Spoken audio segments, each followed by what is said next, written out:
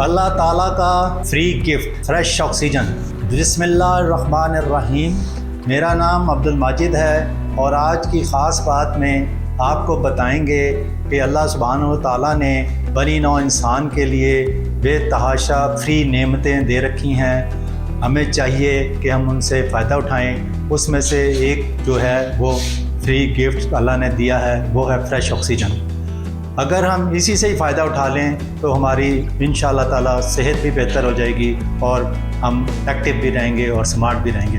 یہ ہم بنی نوع انسان اس سے فائدہ نہیں اٹھا رہا، اگر وہ اٹھا لے تو اس کے لیے میں آپ کو ایک اسٹوری کے ذریعے، ریئل اسٹوری کے ذریعے آپ کو سمجھاتا ہوں۔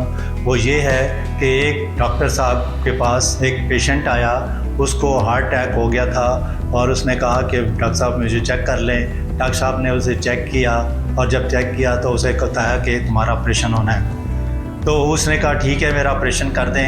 وہ آپریشن کے لیے چلے گئے، ڈاکٹر صاحب نے آپریشن کر دیا، آپریشن کامیاب ہو گیا اور اس کے بعد وہ صحت یاب جب ہو گئے تو ڈاکٹر صاحب نے اپنا بل ان کو دیا۔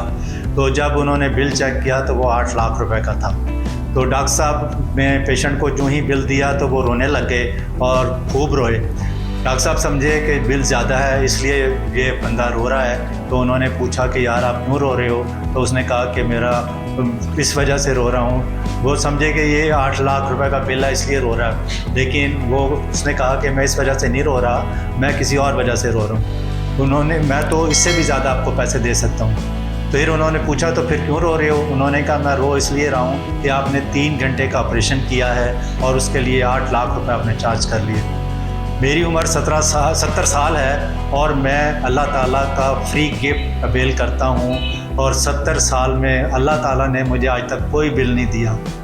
اس لیے میں رو رہا ہوں ڈاکٹر صاحب۔ پھر ڈاکٹر صاحب نے کہا ٹھیک ہے، آپ کو یہ بات بتانے کا مطلب یہ ہے کہ اللہ تعالیٰ کے فری گفٹ سے ہم بالکل فائدہ نہیں اٹھا رہے، اور جب اٹھانے کی کوشش کرتے ہیں یا اس چیز کا ہمیں جب پتہ لگتا ہے وہ اس وقت پتہ لگتا ہے جب ہم بیمار ہوتے ہیں یا ہارٹ اٹیک ہو جاتا ہے اور ہم ICU میں چلے جاتے ہیں، اور پھر وہ مصنوعی آکسیجن آپ سے پیسے لے کر دیتے ہیں تو پھر ہمیں خیال آتا ہے، لیکن اس وقت تک ٹائم گزر چکا ہوتا ہے۔ اس لیے برائے مہربانی غور کیجئے، فریش آکسیجن سے فائدہ اٹھائیے۔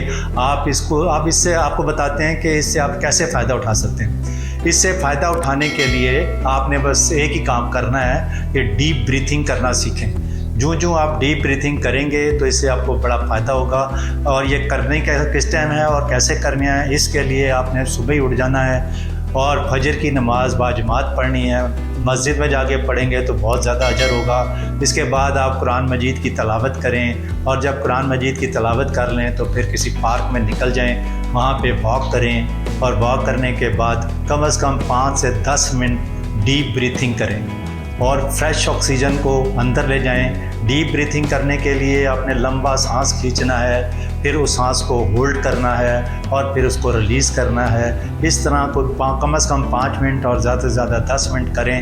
انشاءاللہ تعالیٰ جو ہی آپ کی فریش آکسیجن آپ کے اندر جائے گی تو آپ کا اندر کا نظام جو ہے وہ صحت مند ہو جائے گا، اور جب وہ صحت مند ہو جائے گا تو آپ فٹ ہو جائیں گے۔